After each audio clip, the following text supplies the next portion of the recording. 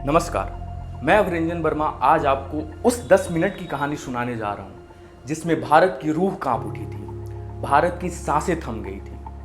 आज तारीख 13 अप्रैल है, भारतीय इतिहास का वो काला दिन जिसे हम और आप कभी भूल नहीं सकते। ये कहानी वो 10 मिनट की है जिसमें भारत लहूलुहान हो गया था।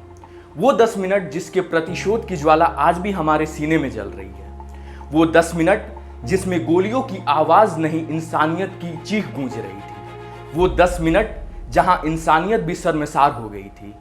वो 10 मिनट जहां धरती मां भी कांप उठी थी। ये वो 10 मिनट है जिसने पूरे देश को झकझोर के रख दिया।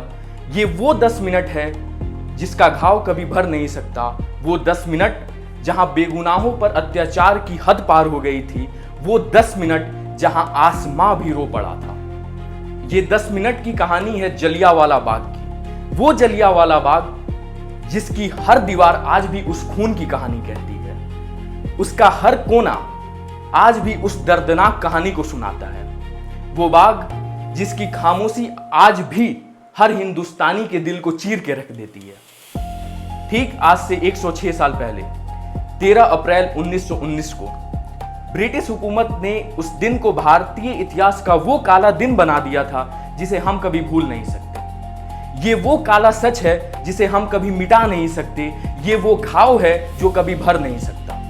लेकिन सवाल ये है, उस दिन क्या हुआ था, इसके पीछे की कहानी क्या है? आइए हम आपको बताते हैं। उस जख्म, उस दर्द, उस घाव, उस कहानी की शुरुआत होती है फर्स्ट वर्ल्ड वॉर से। उस वक्त भारत गुलाम था और भारत पर ब्रिटिश हुकूमत था। उस लड़ाई में लगभग 13 लाख भारतीय सैनिकों ने ब्रिटिश सरकार की ओर से लड़ाई लड़ा था और लगभग 43,000 भारतीय सैनिक शहीद हुए थे। ये वो लड़ाई था जिसके बाद भारत के लोगों को एक आस मिली थी, आजादी की। लेकिन ना ही आजादी मिली, ना ही नियम कम हुए, बल्कि ब्रिटिश सरकार द्वारा एक एक्ट लाया गया जिसने भारत की आजादी के चिंगारी को आग में तब्दील कर दिया। वो एक्ट था रॉलेट एक्ट, जिसे सन 1918 में तैयार किया गया और सन 1919 में ब्रिटिश जज सिडनी रॉलेट के द्वारा लागू किया गया। इस एक्ट के तहत ब्रिटिश सरकार किसी को भी पकड़कर जेल में बंद कर सकती थी।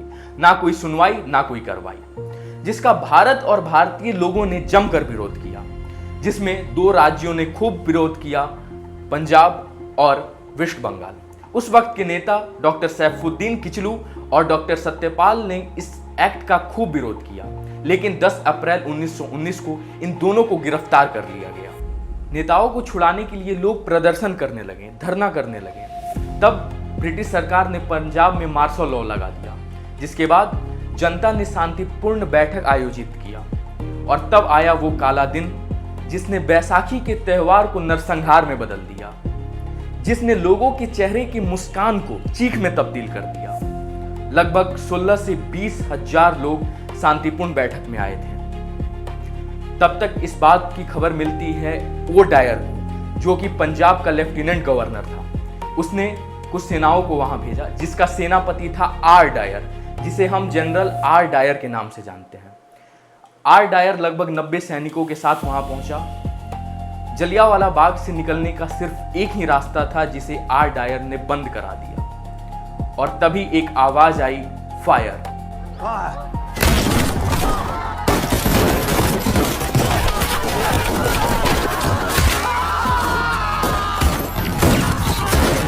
गोलियां बारिश की तरह उन मासूम लोगों पर बरसने लगी। लोग अपनी जान बचाने के लिए इधर उधर भागने लगे, लेकिन वे गोलियां उनके साया की तरह उनका पीछा करने लगी और देखते ही देखते लाशों का ढेर लग गया। उस बाग में एक कुआं भी था जिसमें लोग अपनी जान बचाने के लिए कूद गए, लेकिन उस हैवानियत, उस क्रूरता और उस साया ने उनका पीछा वहां भी नहीं छोड़ा और सैनिक ऊपर से गोली चलाने लगे। जो लोग अपनी जान बचाने के लिए धरती माँ का सहारा लिए थे, वे लोग हमेशा के लिए धरती माँ की गोद में सो गए। जिसके बाद जलियांवाला बाग उस खामोशी और दर्द में बदल गया जो आज भी हर भारतीय के सीने में है। लगभग 10 मिनट बाद और 1650 राउंड फायरिंग के बाद वो गोलियां की बारिश रुकी। ये बारिश किसी करुणा, मेहरबानी, इंसानियत की वजह से नहीं रुकी, बल्कि गोलियों के खत्म होने के कारण रुकी। वरना आर डायर ने तो पहले ही कहा था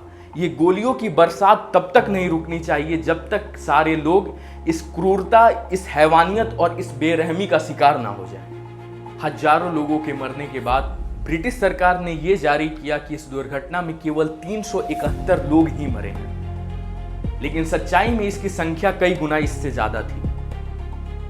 इसके बाद पूरी दुनिया ने ब्रिटिश सरकार का विरोध किया, ब्रिटिश हुकूमत का विरोध किया।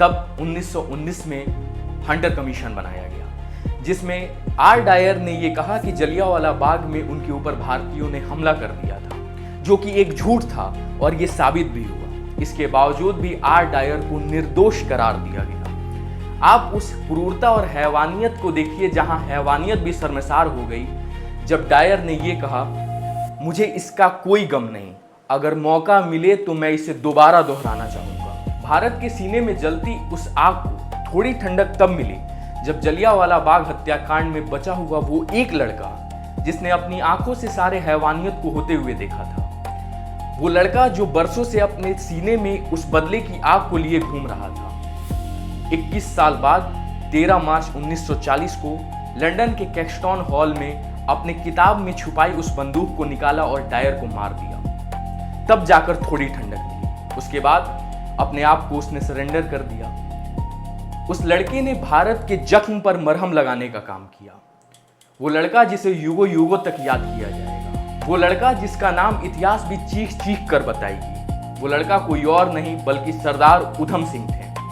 हालांकि मैं आपको बता दूं, सरदार उधम सिंह ने वो डायर को मारा था जो कि पंजाब के लेफ्टिनेंट गवर्नर थे, और उस सेना का जो सेनापति था आर डायर, उसकी मृत्यु तो इस हत्याकांड के कुछ सालों बाद ही हो गई, 23 जुलाई 1927 को।